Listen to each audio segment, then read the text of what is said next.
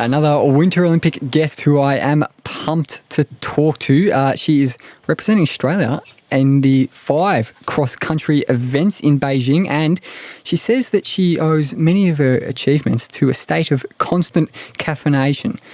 Jess Yeaton, are you adequately caffeinated this morning? I am adequately caffeinated, I think. Not on coffee as good as I would like. Would love some really good espresso, but I think I'm adequately caffeinated on some deep, okay coffee. They don't do it too well out there. Was it Davos that you're staying in? Yeah, I think they maybe do if we were going out to coffee shops, but I've kind of, on the low budget, home brew that we get here. So, well, I actually heard that you won some strange prize for making the final at the Swiss Championships as well. So can you fill us in on that? Yes. Yeah. We actually went to Swiss Championships last weekend. And the prize, I think for the top 3 people, they actually give you money, which that's what I was going for, but didn't get quite that lucky. I got 6th and ended up with a block of cheese instead, which that was great. Because we've sort of needed a lot of cheese, and the boys on the other side actually eat quite a bit of cheese. So last night they had to come over and, steal some of mine because it's a big block. So we're still eating it from last weekend. But yeah, it's been great. Oh, lovely. What a prize. That's very, very good. But yeah, you're doing a training camp, I guess, at the moment, I presume, and you're just doing races in Switzerland? Yeah, we are so our head coach is from Davos. And so we kind of home base out of here. So anytime we're not at races, outside World Cups or Swiss Champs where we went, we kind of have a house here that we will stay at. And so anytime between races, we're kind of training in Davos, which is why we spent so much time here. And especially this year, because there's been cancellations with COVID. And so we have just ended up being here a lot. But it's a nice place. So how much time? So I've been here since November 22nd, and I've probably only left for a total of 2 weeks since then for racing. So that's going on 6 weeks of time in Switzerland, in Davos. So Jeez, yeah, that's pretty intense. And when are you heading over to Beijing? We're recording this on the 25th of Jan, just by the way, for all you guys listening. We are heading on the 30th on Sunday. So it's really coming up soon, actually, sooner than we'd think. We all thought it was kind of off in the distance, and now it's really right around the corner. So, yeah, right around in the corner indeed. But can you tell us what events you actually are in? Because there are a fair few of them, 5, like I mentioned at the start there. Yeah, so we actually race more than any other, a lot of other sports really, because you can kind of qualify to do all of them. I think that's something that's really cool about our sport, is just the opportunity to keep racing through the whole games. But basically the first event is the skiathlon, which I don't know. So cross-country skiing, there's skate skiing, which is kind of like ice skating or same motion, I guess. And then classic skiing, where it's a little bit more running, if I was to generalize it.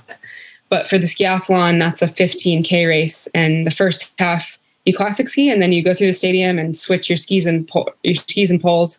And then you start skating for 7.5K. And then, sorry, what were you going to say? Oh, nothing. Keep going. Go. I thought you were about to throw back to me, but you go. All good. No. There's 4 other events. So there's a sprint, which is much shorter, maybe only 3.5 minutes. And then we do a 10-kilometer classic race. And then a team sprint, which I'll do with my teammate Casey, who's here. And then the last race is the longest one, which is 30 kilometers. So that'll take an hour and a half. And that's a mass start. So that one's probably the most exciting to watch. But oh, yeah. And how long does that 30K race take, just roughly? I know it will differ between all the courses and all that, but just rough a kind of approximation? I reckon probably an hour 20 to an hour 30, maybe. It really depends on if it's really fast skiing and how hard the course is. And I've heard it's really hilly, a lot of big uphills. So it could be a tough one that takes a little longer than if it was a flatter course. So it sounds like you haven't done any of these courses before. Nope, haven't done any of them. Although I've heard they're similar to the last Olympics, but that's not super a little vague.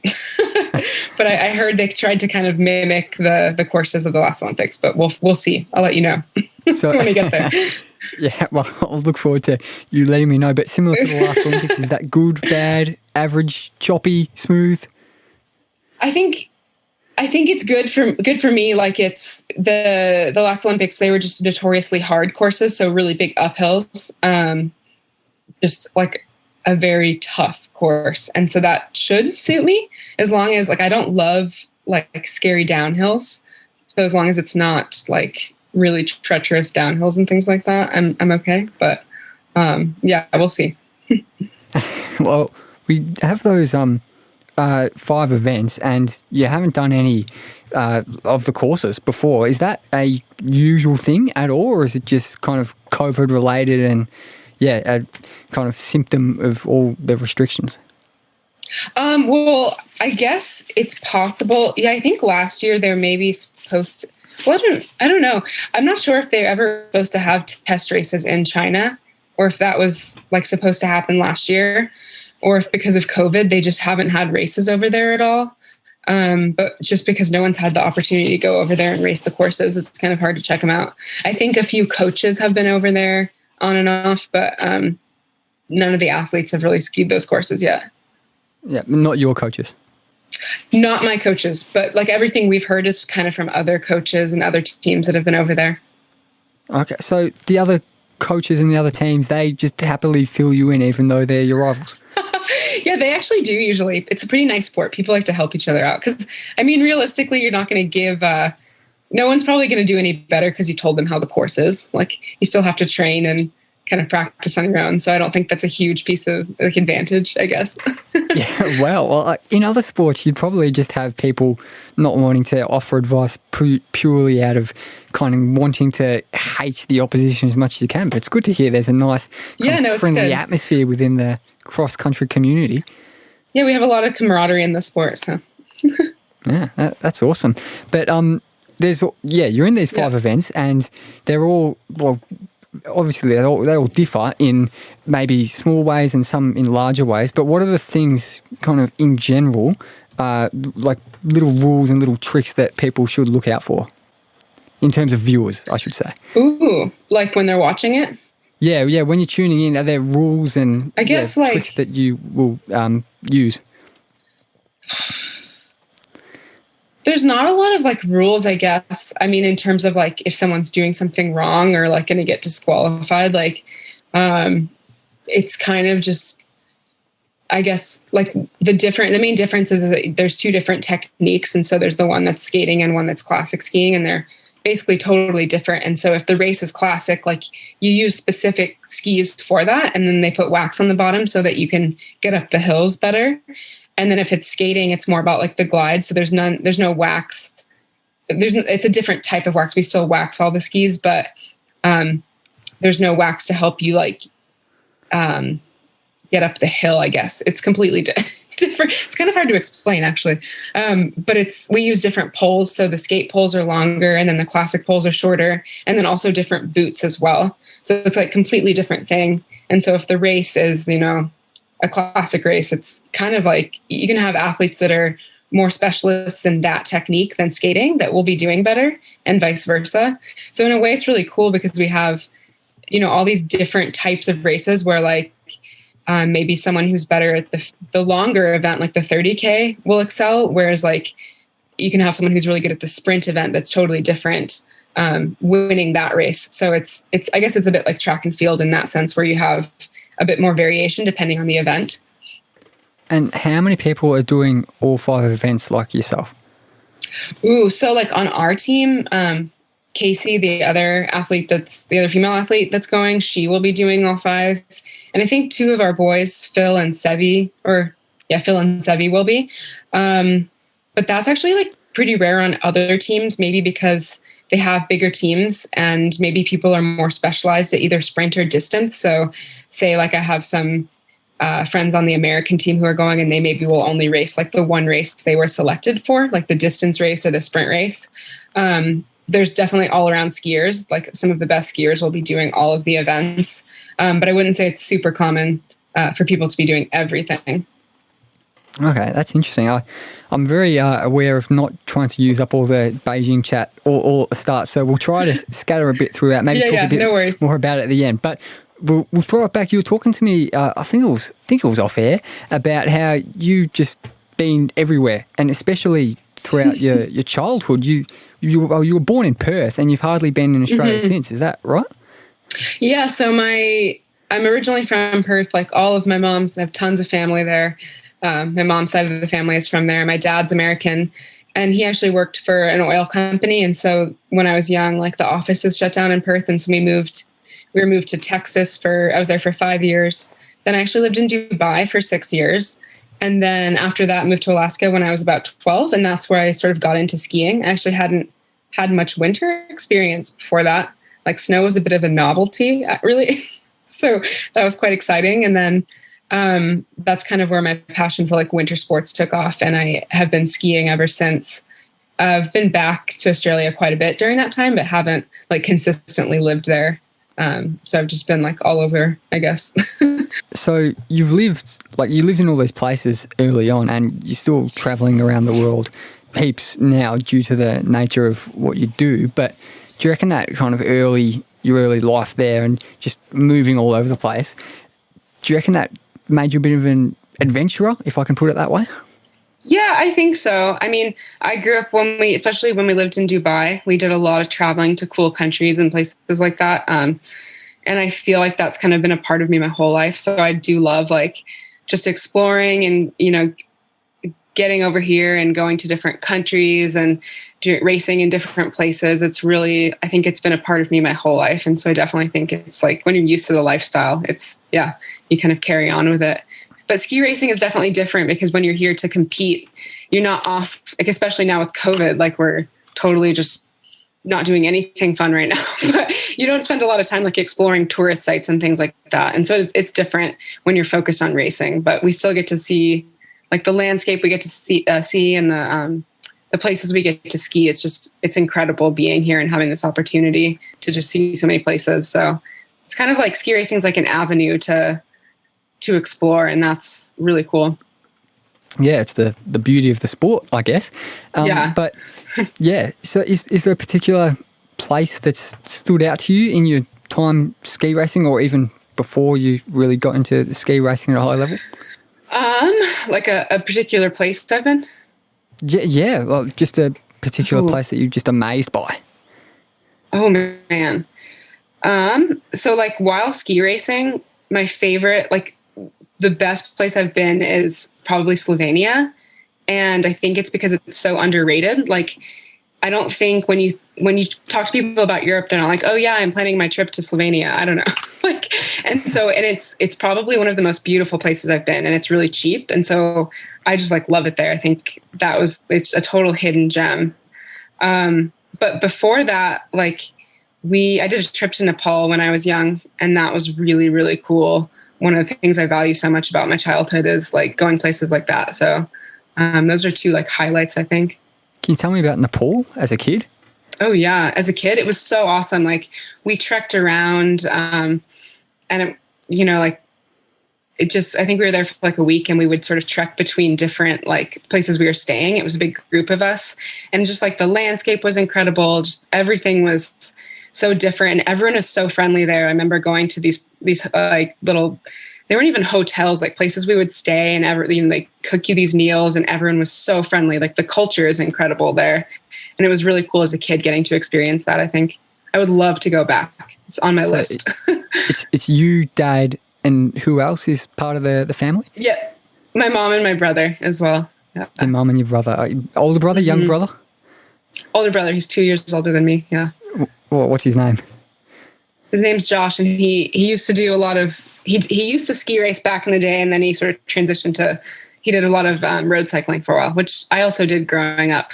Kind of before I got more into ski racing, I did a lot of road cycling and racing, and probably why I like mountain biking so much now. So did you get competitive with all that stuff with Josh when he was really into it? I don't think directly, but yeah, no, I think more than anything, like being involved in the same sport as your sibling, like like we would train together.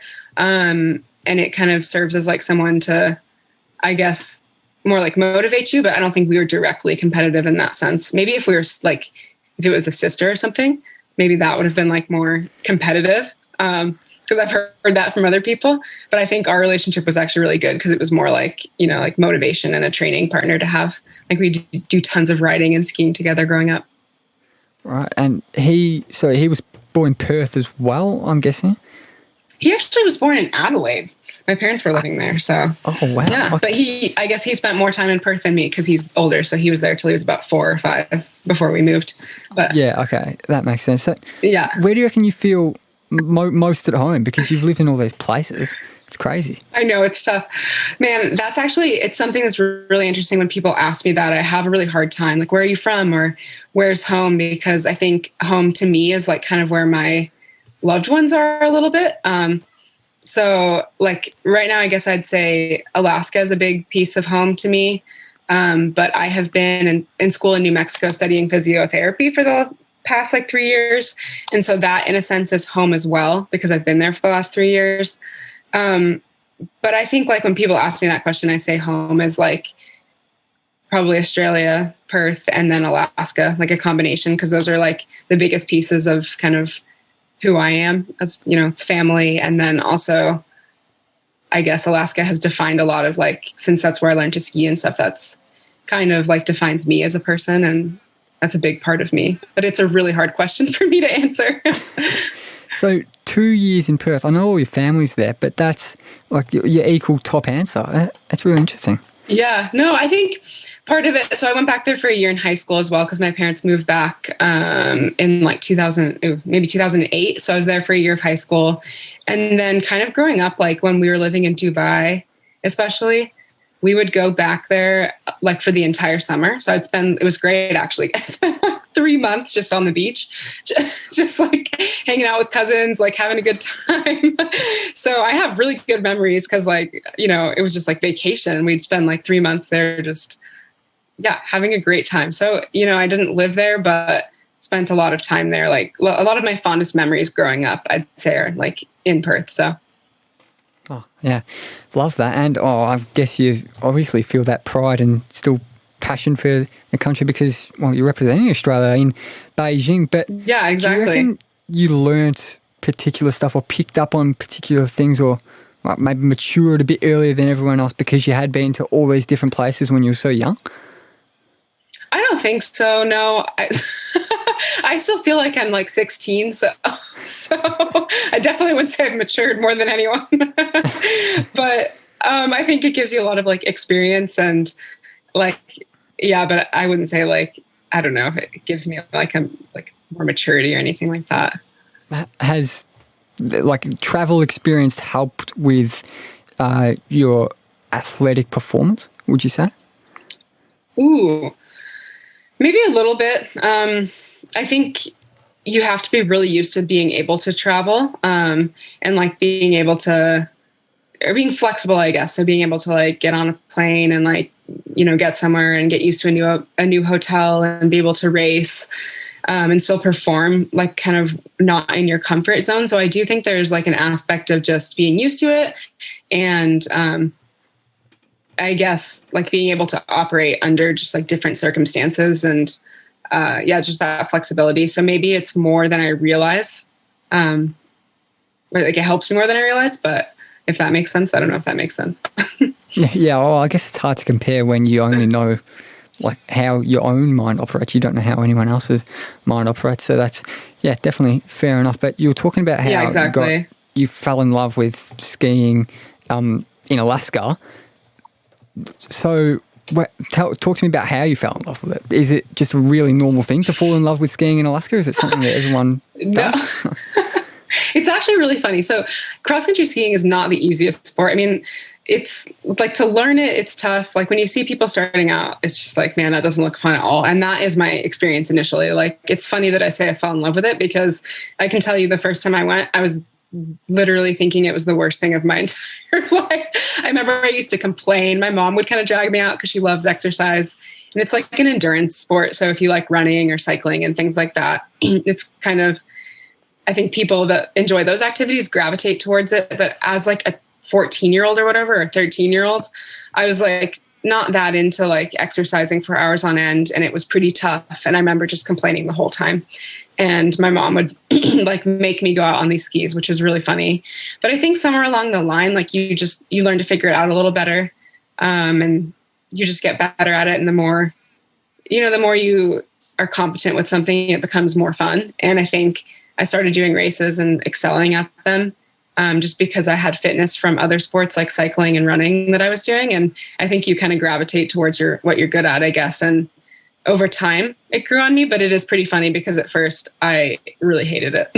So maybe not like the exact answer or the story you would expect from someone who's competing at the Olympics, but that's a good story nonetheless. And you'd probably know very, very well and almost better than anyone that in Australia, well, snow's hard to come by, so it makes skiing and like winter sports in general, I guess, very expensive and inaccessible, and therefore, like, it's considered quite upper class activity sport. So, is it similar in Alaska, or is it more? It's just kind of done by everyone. In Alaska, people do cross country ski. It's like a lot more common. It is, I guess the culture is just different because you have like that longer winter and there's snow all winter long. Obviously the winters in Australia are short, and it's kind of like the people that ski that are kind of from that area, it's a small subset, I guess, because there's not snow everywhere. So it's different in that sense. I don't know if that answers your question. Well, are there people like skiing to get to work and skiing to get to school over there? No, definitely not. I think people think that. It's like people will ask you, are there people on like taking their sled dogs to school? No, people don't ski to get to work and stuff like that. I think it's just more common because there's more trails, more networks, and more just like longer winters and probably more snow. So there's just more people skiing. But honestly, the culture in Australia with skiing, like being from Perth, I didn't even really know how much skiing there was, obviously, like as there's none over there. And I've been shocked, like there's a really big community of cross-country skiers and super good trails. I've skied at Falls Creek like a couple of years in a row. And like I was so impressed by just all the trails and all the grooming and everything and how many people are involved in the sport, like especially young juniors. So it's pretty cool to see. As someone who grew up like only at the beach in Australia, I was pretty shocked by the whole thing. So I've never been to any ski places in Victoria. Are they really that good? I think they really are for cross country. I think in terms of trails, it's like you don't really need that much as a cross country skier because we're used to like even skiing like loops over and over again. So I think it's really good. Like from my experience, there's heaps of trails, like really good grooming. It's a great place to train. It's at altitude too. Falls Creek is at altitude, and like that's great for training as well. It's great for fitness, and I think it's awesome in terms of cross country skiing. Like I've told a lot of people from the Northern Hemisphere like to go check out the skiing because I think it's a really cool experience and like great training opportunities there. So just like a lot of Aussies, you seem the very sporty type, and you have probably been the very sporty type from a very young age. You got your cycling and your athletics and all probably other things that I haven't even mentioned there, and of course the cross-country skiing. But what gave the cross-country skiing the edge over the other sports for you? Ooh, I think it has this great combination because it's upper body and lower body, and I think like it's this whole body thing that I love, like and just the fact that for training, you can kind of do anything to stay in shape in the summer. We do a lot of roller skiing. I don't know if you've ever heard of these, like they're like little wooden skis that have wheels on them. And so you basically can cross country ski on the roads. So we do that. And then a ton of running with poles. And you can also use cycling as training as well. And then time in the gym.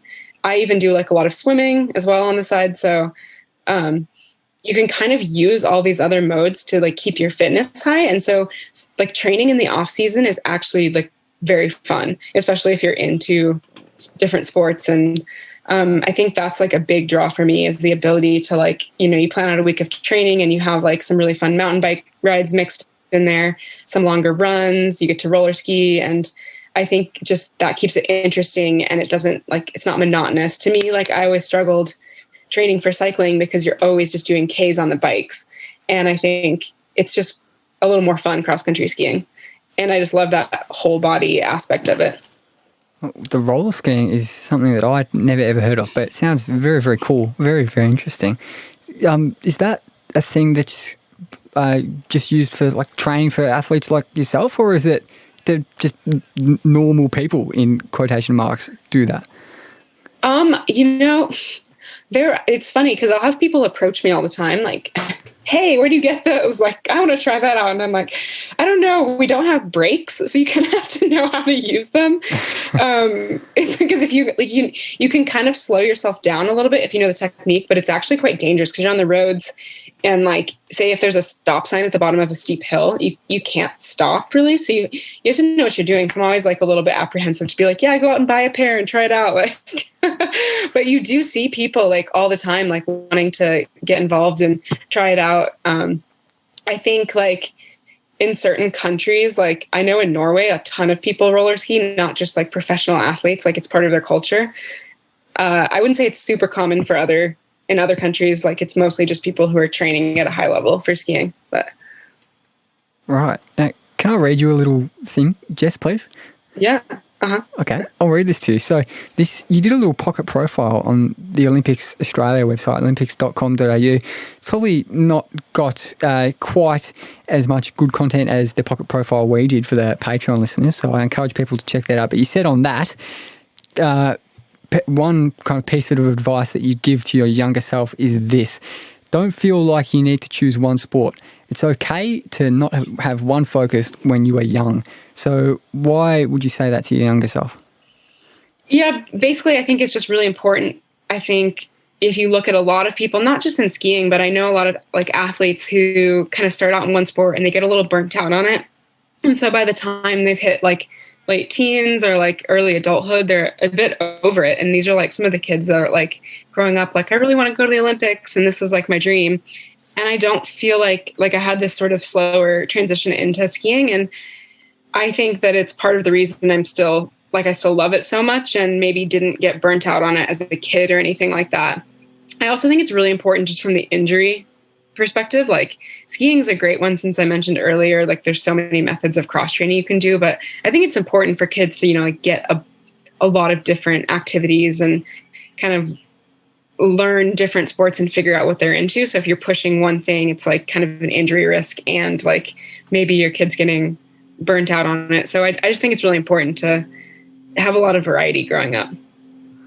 So Jess, the funding for Australia is not the greatest by all reports for yes. winter sports and lots of Olympic sports, both summer and winter. But cross-country skiing, I'm sure, fits into that category. So why represent Australia when you've got other options?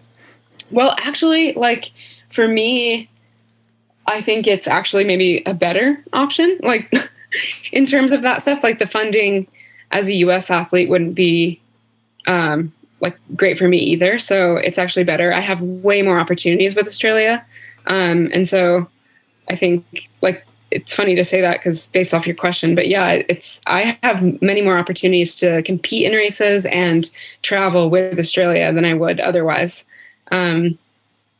Yeah, I think it's tough. Sports are tough in general across the board, like unless you're at the tip top level. So yeah, I think it's more like opportunity based. And it would be so hard to crack into the US team, which would be just huge as well, wouldn't it? Yeah, it's definitely, it's a little, I mean, it would be tough for sure. Yeah, I think more than anything for me, it's like, I love representing like my home country. And this team is so much fun. I love my teammates. I've been traveling with these guys on and off. Like, I think you're doing a interview with Phil Bellingham as well, but like we've been traveling to races together for like 8 years, and these guys are really fun to hang around with. So I wouldn't trade my team for the world. Like we have a great time. So I would just hang out with Australia just for that. I think we have the most fun and like, yeah. Well, I'm having a lot of fun with you on the podcast, I've got to say, and I hope have a lot of fun with those guys. I think yes, we're going to talk to Phil. We're going to talk to Seve, is that how you say his name? Sevi. Sevi. Yeah, Sevi, yep. And both Casey of them are very, well. very fun individuals. Yeah, well, is there anything, so Casey, Sevi and Phil, is there anything that you'd recommend we ask them? Oh, man. Yeah, you could ask Sevi and Phil about some of their dance. Like they've been recording like a music video. So ask them about that for sure, because I think you're talking to them in a couple days, and that might be airing sometime soon. But they put in a lot of work with their, dance moves, and also ask them. They both have previous music videos, maybe multiple out on the internet. So definitely ask them a little bit about that, because they have a history. I've noted that down. I'm not going to ask you anything more on it, because I'm going to get them to fill us completely fill us in. It'll be great. Yeah. It sounds like a very good story. It'll be a nice surprise for them to know that we know about that one. But so we'll talk about the funding. Obviously, it's very, very tricky for Australians, and, well, as it would be if you're representing America as well. So how do you get by financially? Because are you paying for all your own travel? No, I actually have like pretty decent funding, like just through, it's kind of like a little more, I guess, like individual based funding. And so personally, like I have good funding, like that's good for me. I also that's why I'm in school, so I can have a good job one day I'm studying physio right now. So that's why I will be, like kind of why I've chosen a profession where I know I can, pay off any of the money I spend right now, I guess. But yeah. Well, and you've already got a couple of degrees outside that you've completed already, haven't you? Yes. Yeah. So I have, I did an undergraduate degree in exercise science and psychology, and that was kind of all through, like in the US, you can race the NCAA. Casey did this as well, actually. She had like a similar pathway as me, but I did 4 years skiing in college, and that's where I got my first degree. And there's a separate college circuit in the US. And so that's a really fun kind of way to ski, and race. And then I skied 4 years in Alaska with like a professional team, and I was working on the side as a barista then, hence the love of coffee. Did a lot of odd jobs then. And then, I then decided I need to go back because I didn't really have a specific career I wanted to do with my degrees. And I've always wanted to do physio. And in the US, it's not something you can do as a first degree. You do it as a postgraduate degree. And so I went back and started that like 2.5 years ago in New Mexico, because that's the program I got into. But yeah, that explains that. That does explain that very nicely. We keep swerving off track with the whole funding and financial thing. I want to talk a bit more about it. So, the Winter Olympic sports, you get a decent amount of funding, like you were saying, but it is tricky for lots of Olympic sports. Do you think cross-country skiing as a whole should be getting more funding allocated to it? Yes, I think it would go a long way to have more funding for our sport. I think just when you look at other countries and the funding they have, I think it's hard to deny that would kind of not, I think it's a hindrance for our development, and there's more funding would help us probably get better results and be able to, go to more races and have better training opportunities and things like that. I think it's tough when other sports are getting more funding to kind of compare, I guess. I think it would go a really long way. And why is cross-country skiing the sport that deserves to get that funding?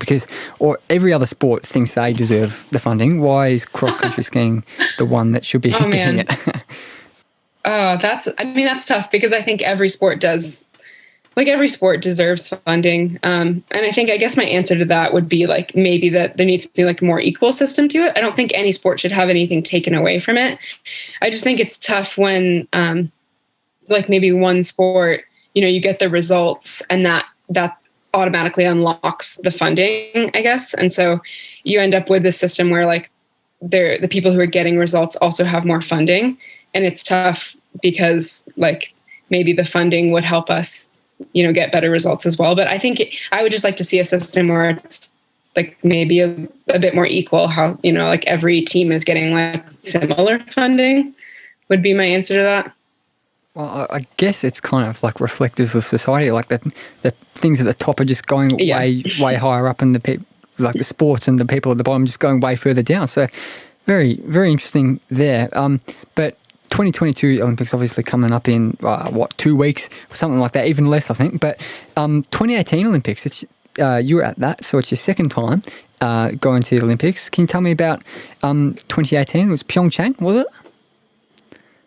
Yeah, it was an amazing time. Like, seriously. So what I did is I placed low expectations on the Olympics because I didn't want to like be let down. So I feel like I didn't let myself get as excited beforehand, and it was the most fun I've ever had. It was such a good experience. So that's kind of set this, like, I've just been really excited about this Olympics because of it. It was just such a good time getting to like meet all the other athletes, and the atmosphere is so fun. Like, the Olympic Village is fun, and it's just this amazing community, like just meeting everyone on Team Australia. And I just had like a blast.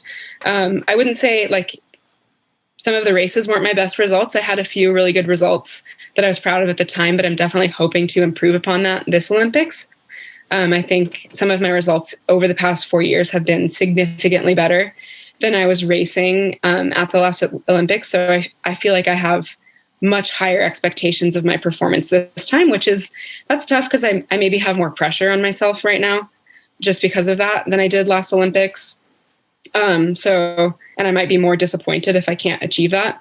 But yeah, the last Olympics was an incredible experience. I think the only bummer is with COVID, just hearing all of the rumors about how different it will be this time. So I'm hoping it's not, too much of a letdown from that standpoint, but I have faith it will still be awesome. So back to back Olympics, it's an incredible achievement. Just getting to one's an incredible achievement. But what's motivated you to get to Olympics and just reach such a high level that hardly anyone reaches? I think my motivation kind of stems like after the last Olympics, I had a really good season the next year. We had world championships, and like some of my results were like very standout for myself. And I wasn't sure if I was going to keep going. I was going to ski one more year and kind of see. And that was like massive motivation for me, because I think you just get like sort of inspired to see what you can achieve. I think I was just like, man, like I don't want to stop now. Like I'm obviously kind of still improving, and like for endurance athletes, we actually like, especially females, like when you hit your early 30s is more of your peak for endurance. And so I was sitting there being like, man, if I keep training, like maybe I'll have really great results over the next 4 years. Like I don't want to throw this in right now. I think it's just, it's almost like this personal thing where you just want to see like what you can achieve. It's like this, maybe my biggest competitor is myself in a way. Just to like, I guess challenge myself. And I think that's a huge motivation for me. Also, I just love training. I'm obsessed with exercise. So I'm going to live like a pretty active lifestyle regardless. And I think I can stay in good shape doing that. So that's a big part of it for me, is like I actually have a genuine love for exercising and training for this sport. So it's not tough for me to get out there every day and push myself. So when you are getting out there every day and you're doing these really long runs on your skis, like 15, 30 Ks, whatever it might be, in a race even, what's going through your head? Because it's such a long race, and is it tough to kind of live inside your own head the whole time for that, hour and a half? Yeah, it's definitely can get challenging, because it's like, when you're out pushing yourself, like if you ever ran really hard, like you just want to quit because your muscles are burning and you're just like, this sucks.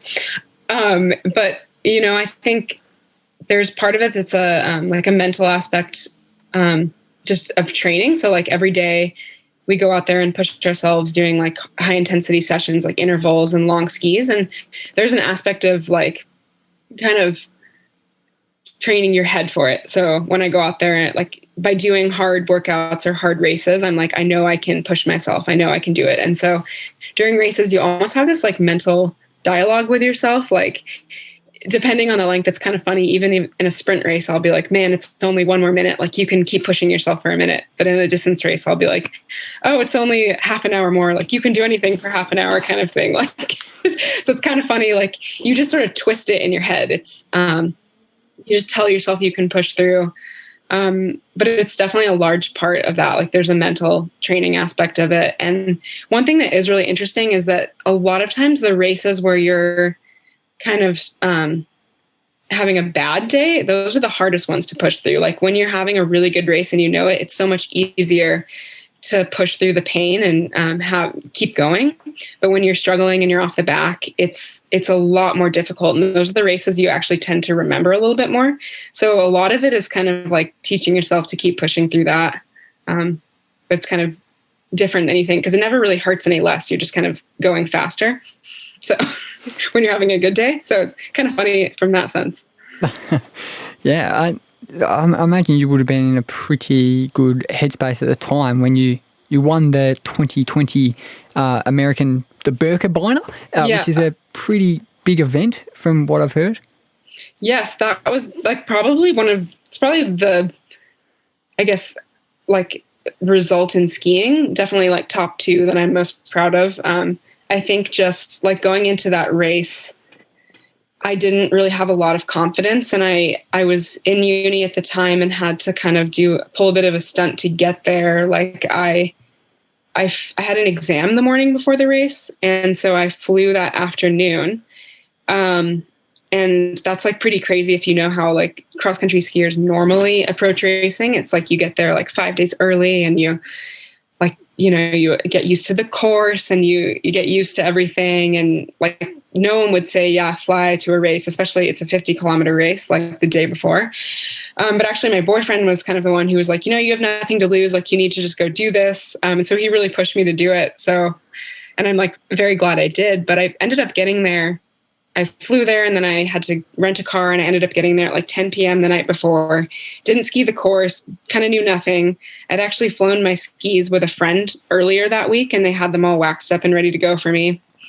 And so I showed up at the start line and was just like, well, like, let's see how this goes. And I ended up just feeling so good and like winning the race. And it just meant a lot to me because I think we often think that everything needs to be done in this cookie cutter fashion. And, you can't achieve things if you do it differently, like arriving 11 p.m. the night before the race kind of thing. Like, and it just taught me that, I guess I like use that lesson a lot going forward because it taught me that you really do things differently, and you can still like have great days, even if you think it's going to be a terrible day. And so it kind of meant a lot to me, I guess. There's a lot in there, Jess, but I'd have to follow up on the exam and the race that you won, the Birkebeiner, on the same day. How do you do that? Do an exam and then a race on the same day? That's just nuts. The exam was the morning before, and then the race was the next day. So it was like I traveled right after the exam, but still it was like a bit of a hectic experience. But yeah, I think it's just that. It's like, you never know. Like sometimes I think we need like the perfect night's sleep and the perfect food and the perfect environment all the time. And it's not like that in real life. And I think that's maybe the lesson from there. That's how you do it, is you don't treat things like they're as much of an obstacle as they are, I guess. Did you go all right on the exam? Yes, I did. Yep. Yeah. Oh, jeez. Incredible. Well done to you. Thank you. Massively. But Beijing now, I promised at the start we'd talk more about it at the end. So let's talk about Beijing. How did you qualify, Jess? How did you get into it? So we had like a qualification period that kind of started in early December, went through December, and it was basically like we have different criteria based on World Cup results. And then also it's just your ranking amongst the team. And so I knew going into it, all I needed to do was be one of the top 2 women on the team. And that's kind of how I ended up like solidifying my spot, was just being the top woman on the results list basically for the team. And then additionally, there was like World Cup. So I had to be within top 60% of the World Cup field, which was another thing that kind of helped solidify that qualification. How big's the World Cup field? So like the race I did, it had like 90 girls in it or something. So I think my result was, it would have been in that top 60% of that field kind of. So I guess top 50, I guess, would help you solidify that. Something like that. Yeah. Well, very well done for getting into it. And what are you aiming for in Beijing? Are you aiming for a particular placement or just have a good time? I think so. For the last race, the 30K, that's kind of my biggest focus for it. It's the 30K skate. And I mean, I kind of set out a big goal leading to the season, but I was like, I want to top 20 that race. So that's been my big goal, my big focus. And it's a little stressful because it's the last race. And I kind of wish it was first to get it over with because I feel like it's this build up through the whole games. But yeah, that's like my biggest goal there. So we'll see if I can do that. But last time, did you feel sore and sorry going into your last race? Because, geez, most people would be. I think I was tired.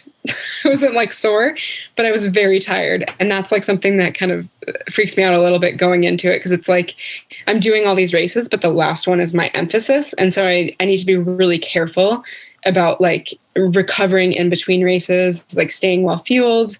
And like, I think they can serve as really good preparation, but if you do it wrong and you're skiing like too much in between and not like focusing on recovery, you could end up being really tired, and that would not be ideal since that's my biggest target event, I guess. The people who do all the races, is it easy for them to slip into, because they might be prioritizing that last big race, is it easy for them to slip into kind of not going 100% in the first races? No, I think in our sport, like, it's really tough to go into a race and like just be like, well, I just didn't try that hard. I mean, you always end up giving it your all. I say like you're racing, and so you're in that headspace. I think maybe some people who would maybe like skip another event or something like that to focus on it. But I think also it's like we're used to racing a lot, and it can serve as really good preparation. So there's kind of two ways you can look at it, like that events before can help prepare you, or they can, you can just skip them to focus on it. And I think for me personally, I think racing helps me get faster. So I think it's like really good preparation, but I wouldn't say people would not give it their all in the events before. I think that's really hard to do. Yeah, well, it's the Olympics after all. So yeah. You'd want to be giving your all, wouldn't you? But we've got a last question that we asked all our guests before we get into the last segment, which is a very famous segment. Like, it's the envy of the podcast world, I've got to say. But the last question is this. Jess, do you have a life philosophy, any quote or mantra or anything like that you kind of live your life by? I wouldn't say I like have one that I live my life by, but my favorite quote is, I don't know if you know the artist Brandi Carlile. No, I can't say. She's a singer. She's awesome. Check her out, guys. But she has a song called "The Eye," and the quote from it is, "You can dance in a hurricane, but only if you're standing in the eye." And I think of that, like, if I'm ever feeling like very stressed, which I feel stressed a lot, and I feel like there's a lot going on, it's like you can still kind of thrive in that stressful environment, but only if you're like in the thick of it. And I think that is like this message that I'm like, I think of and I tell myself. I wouldn't say I live my life by it, but it kind of gives me like, it's something I try to think of to get through. That's good. I like that a lot. And I'm just going to go out on a bit of a whim here. Is Brandi Carlile a country artist? She kind of is. It's like folk country, but she's gotten a lot more famous recently. She's been featured in a lot of other stuff with like more famous artists and stuff. So there's a bit of a mix out there now. But yes, originally I'd say. I'll check her out for sure straight after we finish this. But she's awesome. Before we do finish this, that very famous final segment that I was talking about, it's called the Where Do We Begin quiz. And I'm going to hit the music.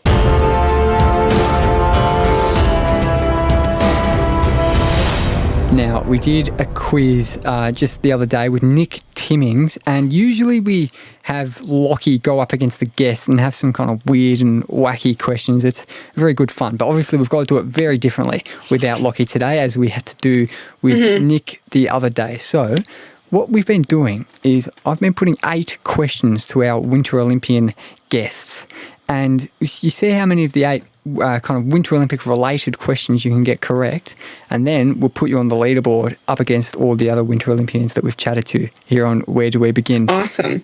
Does that sound good, Jess? Are you ready to get into it? Yep. I think I am. I'm not sure. We'll see. That's a little scary, but well, this is the second. You're the second person to do this. Just a 1v1 quiz with me without Lockie. And if you can beat 2 out of 8, you are top of the rankings. So 3 or more. Oh wow! Okay. Top. Let's see how you go. First question is this. Actually, I've got some special question music that I'll hit as well. Not including Beijing 2022, how many Winter Olympics have there been? Oh my God. 20? 20 is incorrect. I think this one is known as the 24th Winter Olympiad. So there's been 23 so far. 23 Winter Olympics. I think that took 1940 and then 1944 off, obviously, for the World War II. But basically every year, since I think 24, I'll say. I haven't actually got that note on me, but I'll say that. But anyway, we're not off to the greatest start. We'll move to question 2, see if we can get off the mark here. Jess, here we go. Question 2. All right. Which continents, Jess, have had athletes participate in cross-country skiing? Which continents? So like every continent that has cross-country skiing? Or is that what? Which continents have had athletes go to the Winter Olympics for cross-country skiing? Oh. I guess. I'd say it's have to be all of them except for Antarctica, maybe. Well, yeah, you've got it absolutely spot on there. Well done. Yeah, okay, good. Thank you. Africa, Asia, Australia, Europe, North America, South America. Okay. There you go. All 6 of them. All right, good. Other than Antarctica. Well done. Good stuff. Nice. You're off the mark. 1 point. Move to question 3. Let's see if you can go back to back here. Jess, question 3 is this. Which was the last Winter Olympic Games in which Australia didn't win a medal? That is very tough. I'll just guess on this one. Maybe like, would it be, I'm trying to think of even the year, 96? No, it would be before that. Let's go 1888. Would that be? I don't even know if that's a game. 1988? I was going to say 1888 is a long time ago. Not 18. I was trying to go 10 before that. I go 1988 maybe? 1988. You said 96 and then you moved to 88. I'll tell you, you've got it incorrect because it's bang in the middle. No. It's 1992 in Albertville. 1992, Jess. Oh. This is so tough. Close but no cigar. Yeah, you can probably see why Nick only got 2. You're halfway there. You're halfway to 2. If you can get 2 more, you've beaten him. And you've just one more. Okay, yeah, 2 more. Where do we begin quiz? Winter Olympic rankings. Question 4 is this. Let's see if you can get this one. So Australia has had cross-country athletes at every Winter Olympics except 5 of the Winter Olympics since Oslo 1952. So we've had cross-country skiers at every Winter Olympics except 5 since Oslo 1952. If you can name 3 of the 5 Winter Olympic Games since 1952 where we haven't had any cross-country skiers, I'll give you the point. Okay, let's see. Maybe, so since when was it? 1952. Maybe 56? 56 okay. Maybe we'll go the next one, so 1960? 1960. You've bombed out. No! It's incorrect. 64, 72, 76, and 02. It's so hard. It is a bit tricky. It's been tricky making these quizzes because I don't know how well the Winter Olympics know the Winter Olympics. Some of them might be absolutely. It's really hard. This is super hard. Yeah, I might have overestimated. I would love to see how Phil and Sevi do. Oh yes, we'll see. Get a good. I'm not going to give them any tips. That's for sure. That's very good of you not to. Well, I guess would that be cheating? Would that be against the where do we begin quiz rules? I'm not totally. I don't know. Sure. Yeah. We're halfway through. We'll get to question 5. Here we go. Which country has hosted the Winter Olympics the most times, and how many times have they hosted the Winter Olympics? Which country? Which country? hosted the Winter Olympics more than anyone else. Oh. Canada, maybe? Canada is incorrect. Oh, gosh, what is it? Just south, the United States of America have hosted the Winter Olympics. I nearly said that, and then I was like, no, Canada. Oh, Lake Placid twice, Squaw Valley, and then Salt Lake City in 02, of course. That's 4 times. No one else has hosted it 4 times. You're stuck on 1 point. You're marooned on 1 point, Jess. Let's see if we can get double your score with question 6 here. And this one you might know. It's cross-country skiing related again. Let's hit the music again.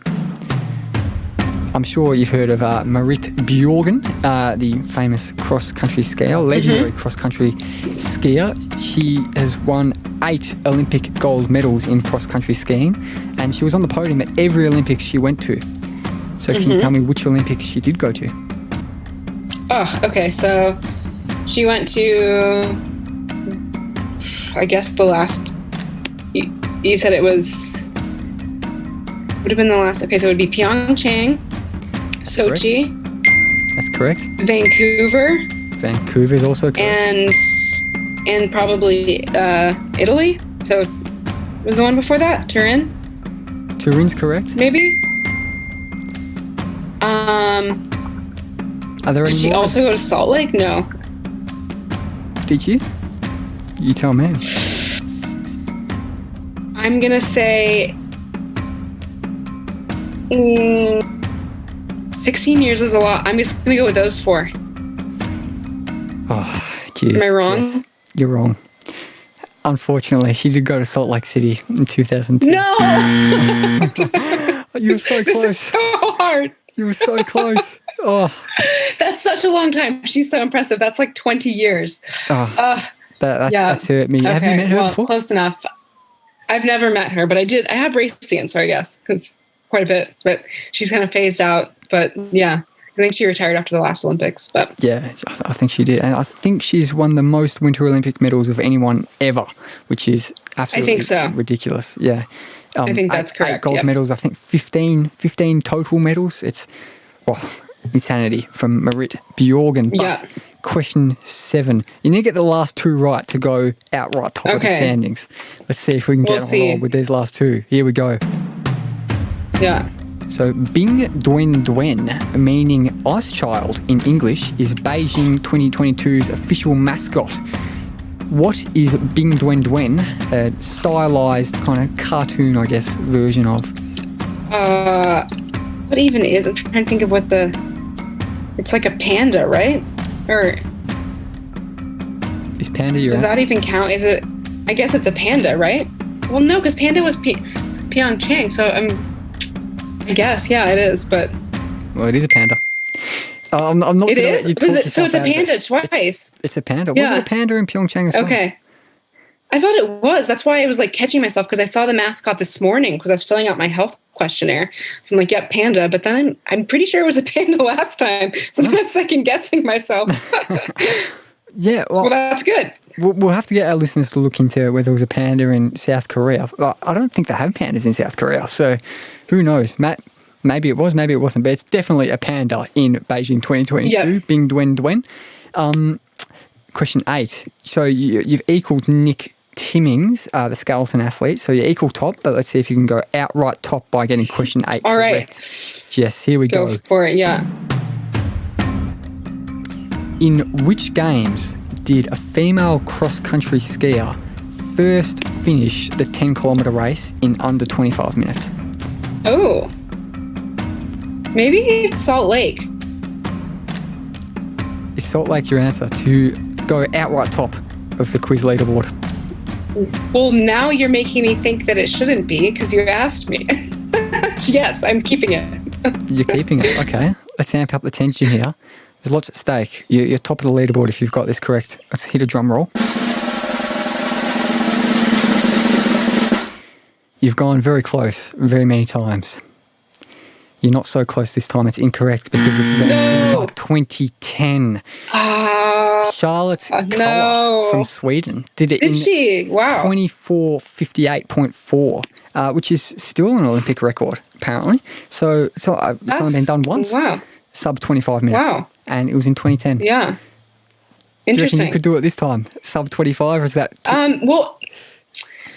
Well, that's tough. The thing is, that really depends on the conditions. So, like, if it's fast, a lot of people could do it. You never know. But it just, no, probably not. Not going to lie. Yeah, it is it's phenomenal. I wouldn't expect it of you because it's just an incredible record, sub 25 minutes, 10K cross-country skiing. It's been an incredible chat, though, Jess. I really, really appreciate you coming on. I'm sure our listeners do as well. Yeah, thanks for having me. Yeah, thanks for coming on. It's been great. Yeah, thank you. Thank you very much, guys. Thanks, Jess, for coming on again. We'll see you all next time very shortly for a Winter Olympics episode. Another one because we're smashing them out at the moment. We'll see you next time, guys. Cheers for listening.